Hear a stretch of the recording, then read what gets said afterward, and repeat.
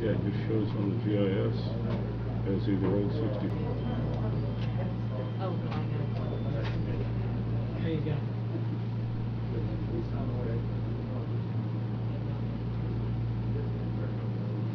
You ready? Ready?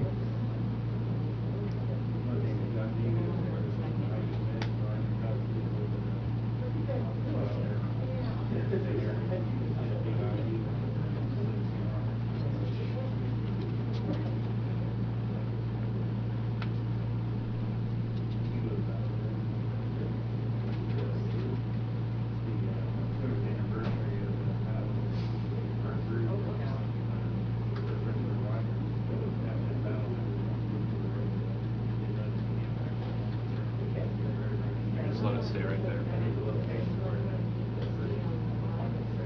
It's just lagging. Don't look at the lag. It's going to say to yourself.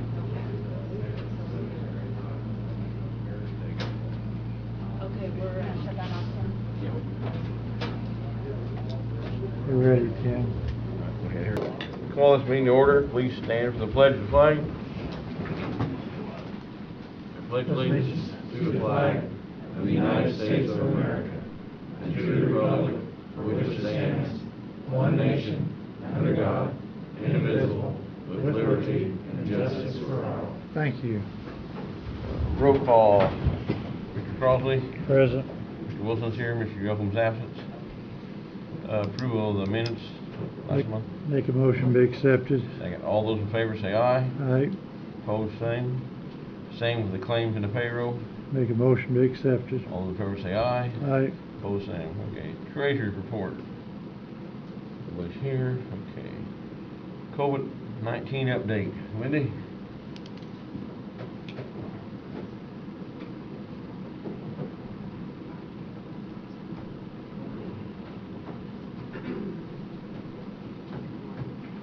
Good morning.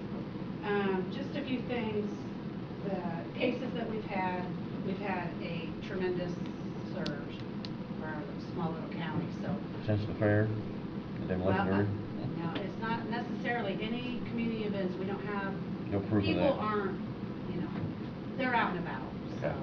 we don't want to say one We community can put that, event. we can put that rumor aside then? Yes. Okay. We're not saying one community event has affected it. Okay. It's. Several things. People are out and about. Socializing. Yep. So the state site says 68, but we did get 2 confirmed cases, so right now we're at 70. Like we've said in the past, I know it's confusing, we don't have 70 active cases. So when someone is positive, they have to isolate for 10 days. Okay. And then be fever-free for 24 hours in order to be released. So if you're in isolation, it's a 10-day, you have to stay away from everybody, including people in your home, if possible, which is difficult. But a quarantine is someone of a close contact, and it's getting confused because if you're in quarantine, you have a 14-day quarantine. Because during that time, you can, symptoms can come on you over those days. So we want to make sure that's straight. So we've tested so far within our county 1,609 as of yesterday. 1,000? 1,609. We had talked to you a couple weeks ago about the community testing grant. We're still working on that. The state came in yesterday just to look at our facility, see how we're going to do it, and we're looking at possible, right now, starting like a drive up, and then it will be moved into the building in the winter months or for winter. So they're looking at how to help us get that all situated. They're wanting it by September 1st, but a lot of the counties are not ready for that yet. So hopefully within September we would be able to do that. And then we have the council attorneys checking into how we're going to pay and who we can pay for that grant. We want to make sure all that's done right as well. Also, you all know we have a board member that has resigned, Dr. Somerville. So we put emails out and sent some letters out of anyone of interest. Of course, they have to serve. They can be a doctor, superintendent. There's a whole list. I think I gave you guys that last time of who can serve. So right now I have one name that is interested in it. So we're going to wait a couple more weeks to get it. Okay. Questions? Yeah. Question brought up here on the street and was asked this morning. We're in mask in the place we gotta laugh. How come we play football for these high school games? I don't have any control over that. I know you don't, we just wondered, this question's been asked us. All that's between the IH and the state. I mean, I don't have any control over Okay, that. we're not asking, we just question, we brought to us, we just asked, okay. Any And I questions? can say both schools, because anyone over 250. So both school districts have sent in plans of what they're going to do to protect those fans in the stadiums and stuff. So they have approved plans through the health department and guidance on what Dr. Albright's given. Any questions for Wendy while she's here? Paige? Yeah. So we've got 70 confirmed cases from the beginning. Yes. How many active cases do we have today? I can't tell you that, because I don't get the names. Our nurse, she handles all that. So at this point, I mean, anyone that's in isolation for 10 days, actually, they serve a 10-day isolation, but I can't tell you, because they're coming in. I mean, there was one day we had 6 names come in, and it's due to how the testing's being done. So, I mean, there's testing, the hospital's testing, the professionals is testing, plus, if you're a resident of our county and you go to Union and Terre Haute, we get those as well. So it depends on how much, so I can't really say, I don't know at this point. Can you say what test sites are open right now? Right now, in our county, is the hospital, Union Hospital Clinton, and then Valley Professionals. Valley Professionals, you have to be a established patient. In the hospital, you do have to have a doctor's order. So what the test site will do, the test site and the grant that we're working on, it will be free. You do not have to have, anyone that wants to be tested, and you can be from any county. We cannot refuse anyone. So you'd be able to come to the health department or wherever we set the site up and be tested for free. Will that be a blood test or a nasal? It'll be nasal. Will there be any antibody testing? Not through our site. Okay. Thank you, Wendy. On the sneeze guards, up here last top meeting, I went and looked at 3 areas, and the recorder's office, since people go back and do things, it's kind of useless in there. Paige's office, the front gal is marked off, and she's comfortable where she sits, there'll be no problem. And then I went upstairs to the judge's office, and they got a sliding window, and there's no place to even put one there, so I've seen no need to require them there. It doesn't even, the recorder's office doesn't even cover the whole desk in there, so Yeah. people might do things, so I've got, my recommendation is we don't require them there. IT update? And while you're at it, we can talk about the phones? No. Hmm. All right. Nate Dixon, EAS. Okay, so with the IT update, we've got all but 2 servers moved over to the new environment. We've got, we started deploying computers, so we've got 22 computers out new for employees, and we're working to get that wrapped up within the next couple of weeks, hopefully. We worked with iSets yesterday to get the clerk 100% functioning. So it's going really well. It's just a slow process at this point. And the phones? The phones. Okay, so phones have been out since Friday here. So EAS's suggestion was to move to level 365, looking at all the RFPs that came in. And so level 365 they're not an on-prem solution, so everything's cloud-based. If the internet would go down, because they are internet phones, if the internet would go down, the product does have a feature that you can install an app on your cell phone, and make calls from the courthouse from your cell phone. If we would close the courthouse, that also adds a feature that you can just take your phone home with you, and it would be just like answering it at the courthouse. We've worked with them in the past, EAS has, and they're the only one on the list that is not doing a 4th-party vendor type deal where it's AT&T contracting somebody else. So we're going to get faster response times out of them. So that was the biggest thing. What's her name again? Level 365. Okay. And what's wrong with the phones now? It's an AT&T issue. And they're on their way? I'm sorry? They're gonna be here today? Yes, they should be here today. Any other questions on the phones? Paige, you have a question? Paige? Please, can we get that? That's what I'm saying. This is, I'm trying to do my job and this is really impeding. Judge, you got a question? I was just gonna ask that you please make a decision soon. We are. You're gonna speak up, I can't hear you with the air conditioner. Sorry? You're gonna speak up, I can't hear you with the air conditioner. I was just gonna ask for the decision to be made soon so that we can proceed with business as usual, or at least as best as we can, since we're only open by appointment. The telephones are, we're doing business right now. Since we're doing all of our hearings this week by Zoom, people are trying to call in and get information to be able to log into the hearing if they didn't get their email. So, I mean, it's really putting a huge hammer on the way that we can proceed with business, especially being closed right now. You wanna be, you suggest we go back, open back up and? No, I'm not suggesting that necessarily. I just really wish that we could Move on. move on from AT&T. Obviously, I mean, we've had this problem for I don't know how long. It seems like the phones go down all the time, so. What do we have to do, If John, you just have the advertise quote, it, you've accept already that, had the or? quotes, you Yeah. can go ahead and approve level 365. We got the quote, okay. You're good to go. Okay. But you need to make a motion if you're going to, and I'll make a motion to go with the level 365, is that correct? 365? That is correct, yes. I'll make a motion. Second. Second. All in favor, say aye. Aye. How long is that gonna take to get done? I'm with level 365. Okay. So, we Will typically you state your say- name for the record, please? It's Jenny Holden. Okay. We typically say about 4 weeks. We'll do everything we can to speed that up. It's gonna be contingent on, we're gonna need some information from you, like user information, and work with the department heads. So as quickly as we can get that scheduled, and we'll work with EAS, so that will speed things up. So as soon as we get the approval back or the signed contract, we'll get started on it immediately. All right, quick question for me, for you. Uh-huh.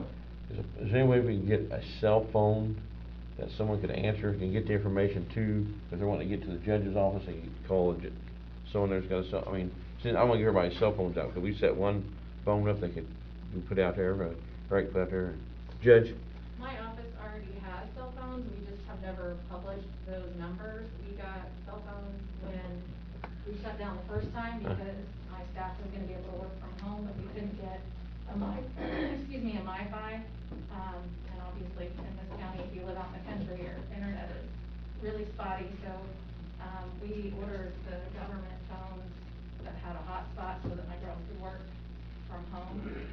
So they each have a cell phone right now. I just have never published those numbers because we weren't using those as our main phone. I know it. I know one thing you can do, when making calls, it's not gonna help you receiving calls, but when making calls, you can star 67 and the number will come up unavailable. Okay. It blocks the caller ID.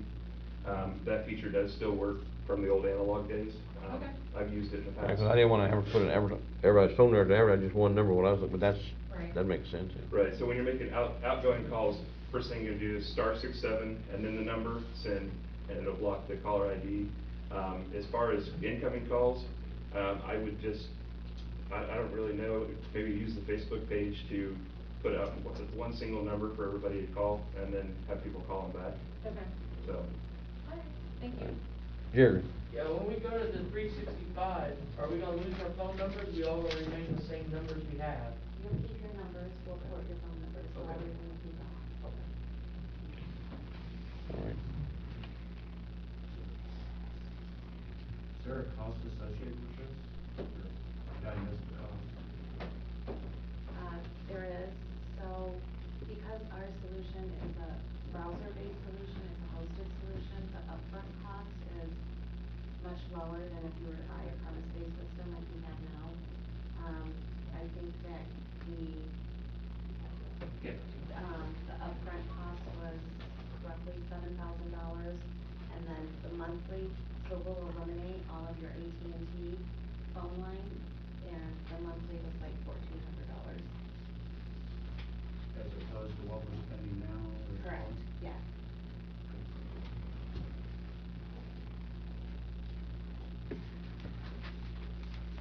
Okay, Marine Rise, Mr. Groovy. Good morning. I'm here with Eric Smith, HWC, and we can do as much or as little as talking about our water system and recent events.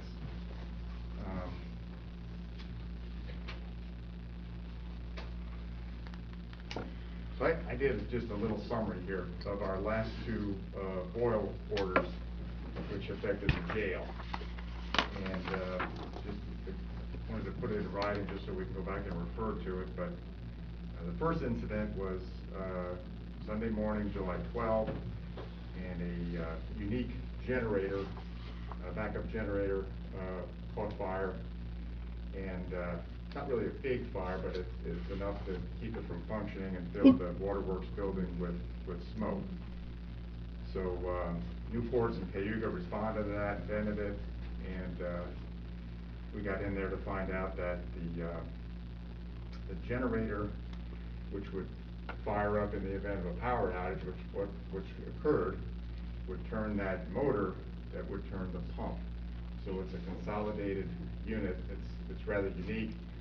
Chad Harris mentioned that Parsons put that in back in the day, and it might not have been what we would do conventionally today. So Cindy, was always great about getting that boil order out, and we offered to help the jail with bottled water. And we're meeting with our insurance folks about this matter. And it appears that it's going to be very difficult to repair this unit because it's so unique that we're going to be looking at a replacement arrangement and talking about those kind of solutions. And then the second piece was, the second event on the other page was Saturday, August 1, and there we had a check valve in our waterworks that failed to function properly, and it was very unique and odd in that the pump was turning backwards and created enough current that it put a surge into the motor control unit that caused the circuit to break. So again, we were out of power to that motor. And in both these instances, the issue is when power's out, pumps are out, we lose pressure. When pressure gets below a certain level, that necessitates the boil order because of the potential for contaminants to enter an unpressurized line. So, again, Cindy's great at doing that testing and getting that boil order lifted as soon as possible. And I think that was the case in both instances. I think we were within 48 hours. And again, we notified the jail and sent them some water, but clearly it's an inconvenience for the jail for these boil orders. This is really, I think, unique in that these instances happen so close to each other. We don't see that happening again, knock on wood, with this kind of regularity. And maybe I'll stop there and ask if there's any questions about these two incidents. But there'll be a cost and factor to that, what's gonna cost you? Well, that's the thing. We're talking with Sycamore Engineering. They've done so much work and know our system. They're still looking at solutions.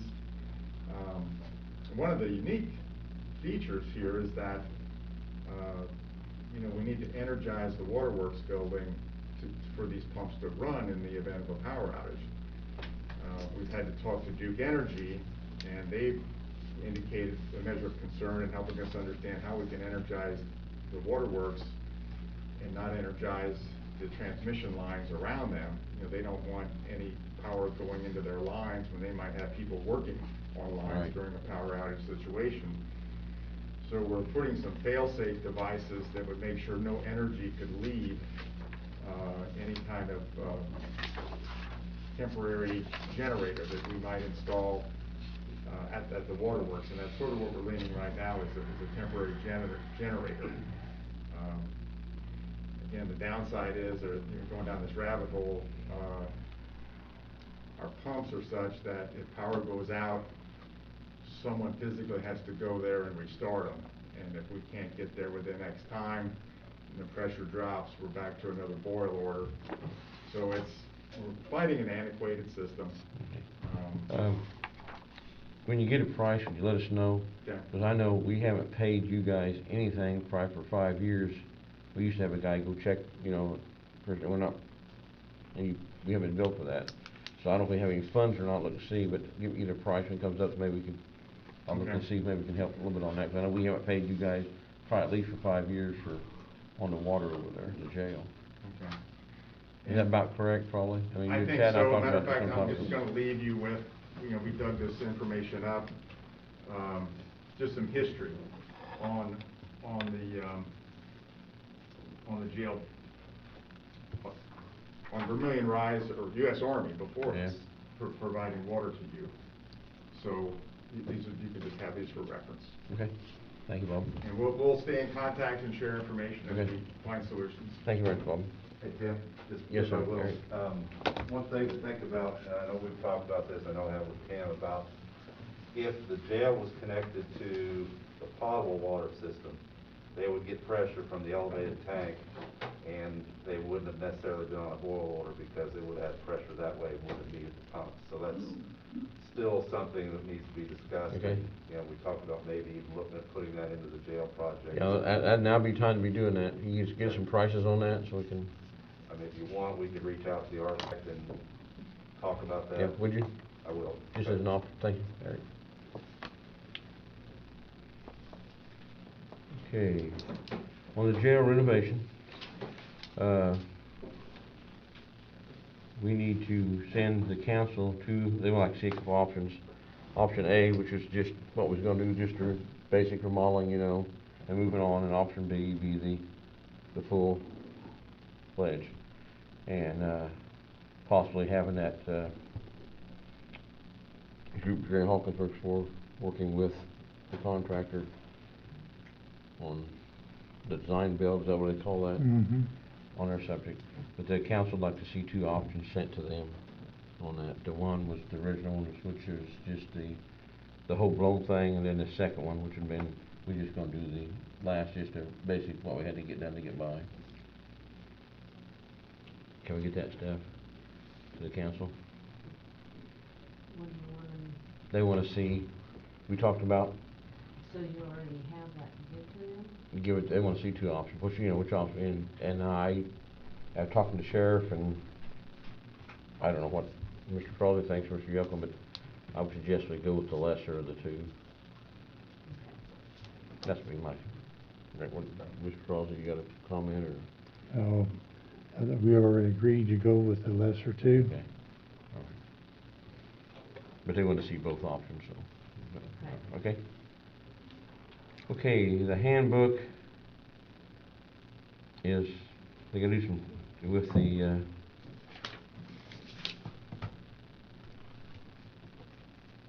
things that was coming up, putting the, people that's, what do they call it, cruise? The longevity? Longevity pay. I think instead of the handbook, Scott and I were talking that might be better to go in the salary ordinance, But- wasn't it? But we asked the council for the handbook, so we probably need to If we can change have that. 2 more weeks on the handbook, Okay. there's 2 things that Scott and I need to go over, and we should be ready in 2 Okay. weeks. But on the longevity pay, I would like to say one thing. The only thing the commissioners and the council had to do was, is the commissioner present it, and the council agreed to fund it. And nobody was saying, all the hard work belongs to Anita, and Mr. Craig, for their hard work on that. And that's where it goes to. I mean, I appreciate what you guys have done on that. And there's some questions coming up that, for instance, one, we laid 2 people off in the highway department, called one back, and one got a job in another department in the county. And I feel like that since we was laid off, that their time ought to be added to, when they come back, to that.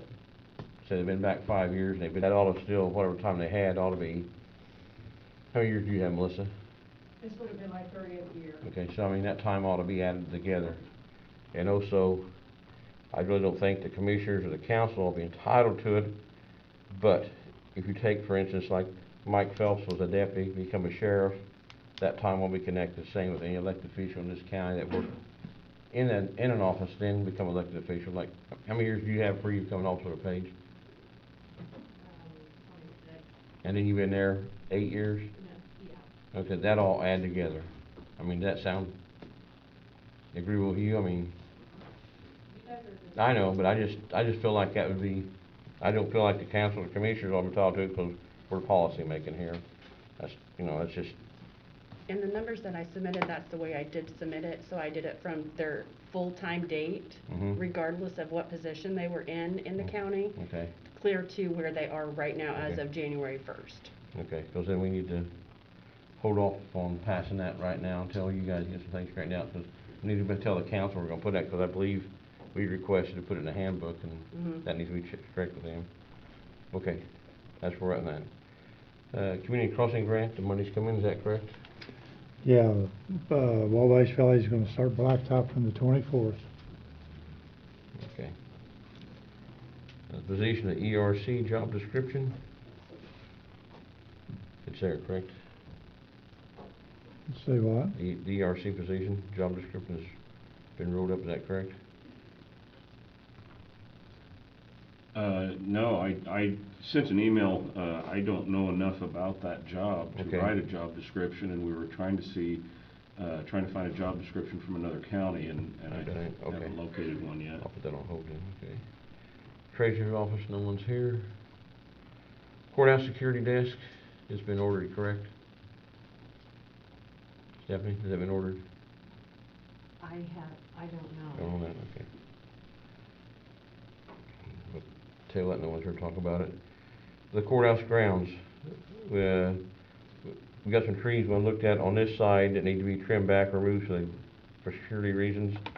The one on the west side is hollow in the center, and we have an estimate to take it down for $1,200 and hauled off.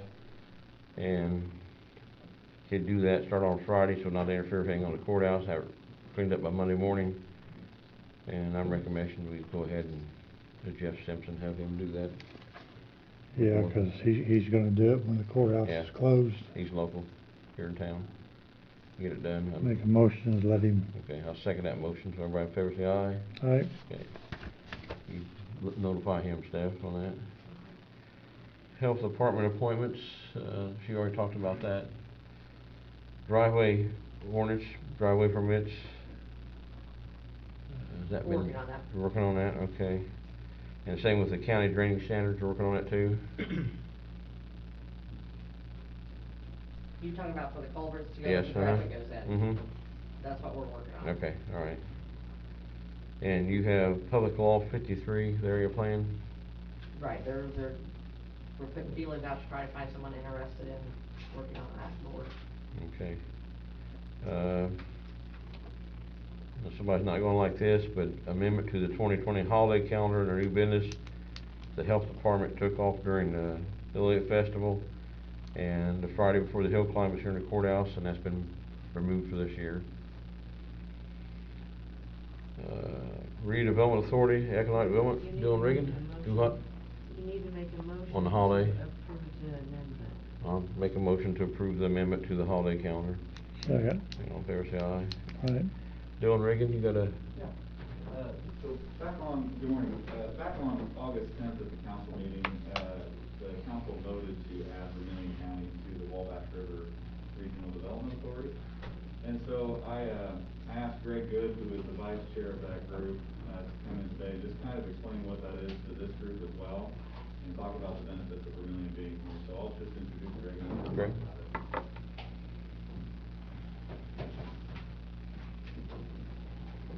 Well, good morning, commissioners and citizens. My name's Greg Good, and I'm with Indiana State University.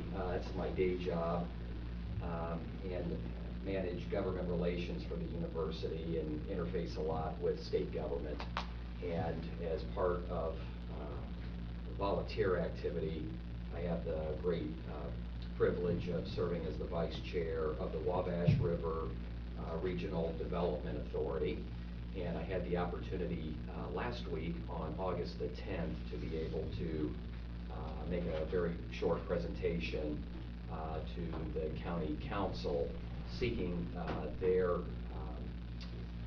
commitment and vote to become members, for Vermillion County to become members of the Wabash River RDA. I created earlier this month a memo to Dylan, and I'll pass this on to you all. I'll give you one here too for your record. And it's just a summary of regional development authorities. You know, when we think about government structure throughout the state of Indiana, what often first comes to mind are counties. And our counties were created in the 1800s. The county seats were created in a way so that if it was a little less than a day's horse ride wherever your community was to try to get to the county seat. And we very much appreciate those individuals who are involved in county government and these types of citizen types of gatherings. The state of Indiana, though, is trying to do everything in its power to try to encourage cooperation around development between counties. And their mechanism to do so is the creation of these regional development authorities. There's a handful scattered throughout the state of Indiana. The largest up in the northeast corner, there's I think it's an 11-county RDA that includes Allen County, Fort Wayne, and the surrounding counties. The idea being that how can the state of Indiana try to continue to build on current economic development strategies? How can we bring in some outside capital to help our communities be able to thrive and attract people, and probably most importantly, provide economic opportunities for our children when they graduate from high school and post-secondary education institutions. That's really what it's all about, to create communities that will attract our young people to be able to stay, to get involved in community life, to raise families, and ultimately helps build a stronger tax base for our counties. So the Indiana Economic Development Corporation created under the administration of then Governor Mike Pence in 2015 a project called the Regional Cities Initiative. It was funded to the tune of about $75 million by the state legislature that included support of the local legislative delegation who represents this county in a way to help incentivize regional development authorities to form. And Vigo County, along with Sullivan County and Knox County, pulled together, and we formed an RDA with the thinking being that we've got this incredible natural resource, the Wabash River, that connects us. And we submitted a regional cities application, and while we were sort of too new to the game, and we didn't receive any of that initial round of funding, but what we did was that we raised the profile of a number of projects that ultimately did get funding. And I'll give you a few examples. One related to a nonprofit that oversees the home of William Henry Harrison in Vincennes. Another one was something as simple as the creation of a water feature, a splash pad for children in downtown Sullivan County. A big one that we were really thrilled about in Vigo County was a former industrial plant called the Icon Building. It used to be owned by the American Canning Company and was for nearly 20 years empty, abandoned, and became this dilapidated facility, literally crumbling along the Wabash River. Because of the RDA, we were able to raise the profile of that building, and we attracted an investor out of Indianapolis that created loft-style apartments. And it's a really magnificent project today that really represents the future of Terre Haute as opposed to the past. And a couple of hundred people are living right along Wabash River. I mention these projects because these are exactly the types of things that your communities might be interested in pursuing. And by joining the RDA last week, and by the RDA accepting Vermillion County, which we did this past Friday, this county will be eligible for chunks of funding that otherwise it wouldn't be eligible for. That includes state dollars, and that also might include funding that might be a result of a potential fourth round stimulus bill that might come from the federal government. The state of Indiana has made it clear that as it continues to receive federal funding for projects outside of NDOT, outside of the traditional infrastructure types of mechanisms, that it's going to want to work closely with these RDAs as the conduit for state or federal dollars to pass through. So this is just an informational item for you all. It was the county council's responsibility to formally adopt the resolution to join, or excuse me, the ordinance to join the RDA, which it has. It will be your responsibility in the future, at some point in the near future, to eventually make an appointment to the RDA. And while, at least for this upcoming year, there's not a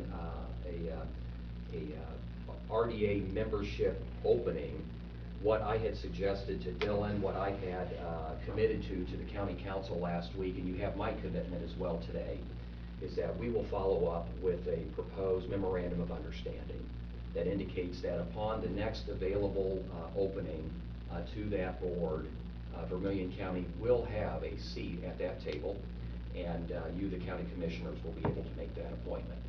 In the meantime, I'd love to continue to down the road, update you all on the direction of the RDA, and would love to work closely with Dylan and whomever else who you would like to identify projects of importance in any of your communities here in Vermillion County that you think might be a good, make a good case for us to take to Indianapolis and see if we can get you some funding. And again, just try to help just bring an infusion of some dollars and help jumpstart some potentially great projects that'll make everybody proud. And at that, I'd be happy to address any questions that you or anybody else might have. Any questions from? Thanks, sir. All right, thank you.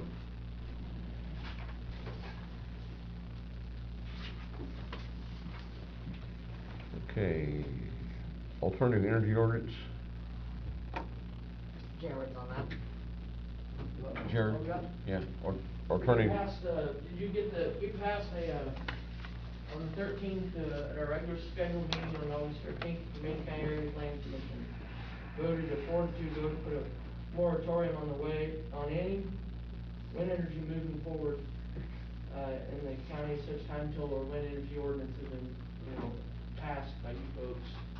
We're asking for your recommendation to allow that to happen. How long you think it'd take to get one rope? We are starting Thursday. We've already been in process with Thursday, and we're having discussion on solar. After we get our solar, so give us, I'm saying by 1st of October, we should have our solar done and presented to you, and then we work on our wind. 1st of October, deadline? For their solar. For the wind? And then the wind is after that. How long do you think that takes? I mean, the wind is a lot bigger than the solar, so.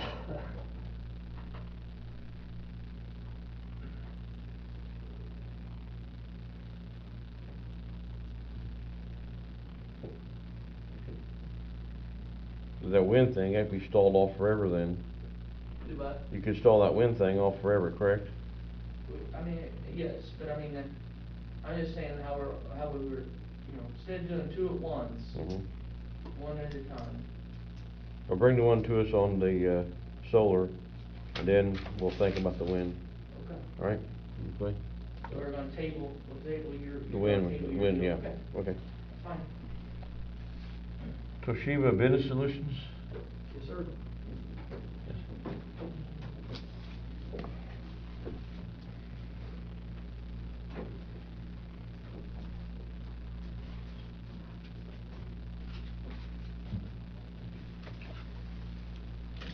Thank you. Thank you.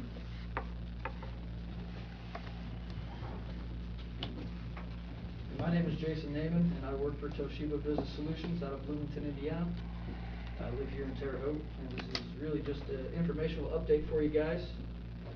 If you turn to the first page of your packet, you'll see One Indiana listed there. What One Indiana is a purchasing program that is managed by the state of Indiana. So for this instance, we are talking on copiers, printers, scanners, things of that nature. If you go to the One Indiana website currently and search copier vendor, you'll see that Rico is listed. That has been a 20-plus year relationship, and in September, that relationship will be changing over to Toshiba. So I just wanted to stop by today and let you know that that change is coming, and let you know that it is of note that Toshiba is now significantly less money than any other vendor in the state of Indiana due to this purchasing agreement. If you go to the third page of the packet, you'll see a little puff piece about Toshiba. You could either read it at your leisure or throw it away. Whichever you choose to do is fine by me, because at the end of the day, you're specifically dealing with Jason Neyman himself, with the backing of a multi-billion-dollar corporation called Toshiba. So really, my word is only as good as I say it is. So if you go back, what we are offering to the County of Vermillion is a no-cost spend assessment in conjunction with the One Indiana program. And again, this is regarding your copiers, printers, scanners, things of that nature within each office here in the courthouse. If you turn to page 4 of your packet, we'll quickly run through the methodology of an assessment. So our job is to find out what your current monthly baseline spend is in relation to the products that we can impact.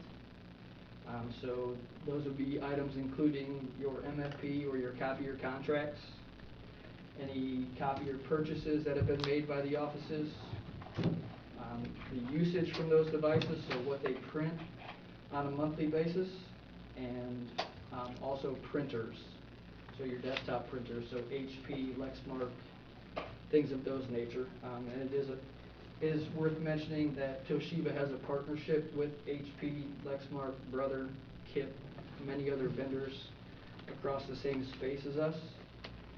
So those items are also able to be piggybacked off the state contract as well.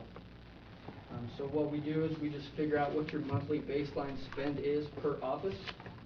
And just to kind of give you an example, on page 5, you go through your cost per copy, your monthly usage, any lease payments, costs, cost of ownership, so if they own a device but they don't have it on maintenance, so they're buying to own it themselves. There's a lot of parts and pieces that go into this, and about 10 or 12 spreadsheets to come up with these numbers for the entire county.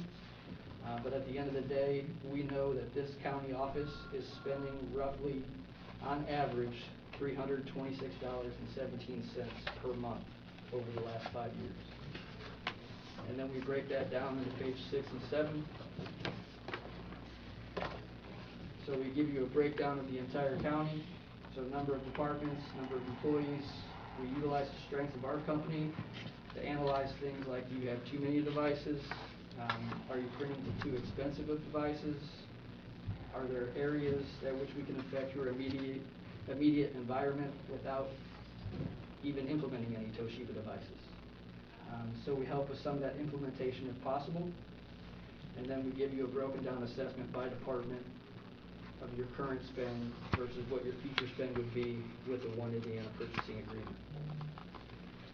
If you flip to page 8 and 9, 8 is just a little award-winning lineup for Toshiba of our devices that we have, and with page 9 is our total quality commitment. So with Toshiba, we are manufacturer direct. We are not a reseller, so we will not change names in the middle of an agreement and decide that we're going to sell another product. We are strictly Toshiba. We sell Toshiba, and being manufacturer direct, it allows us to provide our clientele with perks that other people cannot, such as our total quality commitment. So if for any reason during the term of an agreement your machine does not meet manufacturer standards, Toshiba will replace it with a brand new device. If any reason that machine is down for more than 2 consecutive business days, Toshiba will roll the free loaner into place and allow you to use that while your other machine is being repaired. So what I'm doing today is, with the Commissioner's blessing, I'm asking to be able to do an on-site assessment of the County of Vermillion, each individual office, and then bring those findings back to you guys. Is there a cost to the county for that? There is no cost. There is benefit in it. Obviously you get the information of what is out in the offices, what is out in the field, I guess, for lack of a better term, what people are using, how much it's costing them to use. We will give recommendations, but again, there is no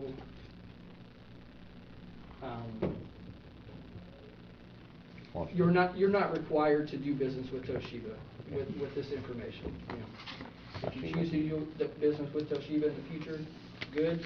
If not, no hard feelings. Jared, any questions? Is that what we have EAS for?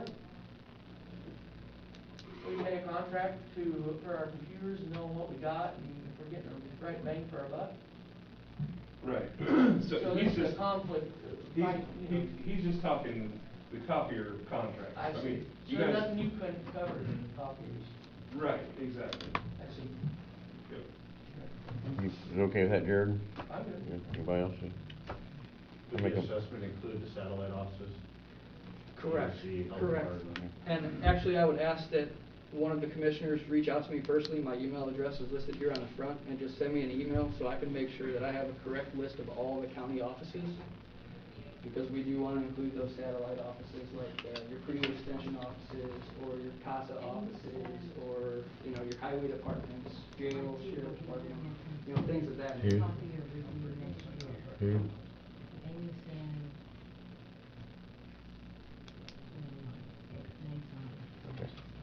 You need this to give him the addresses. And just to give you an example of the power of this program, in February and March, we did an assessment of Owen County in Spencer, Indiana. Before this program was implemented, we were showing them about $39,000 worth of savings. About 60 days ago, this program was announced that Toshiba was going to be awarded the state contract.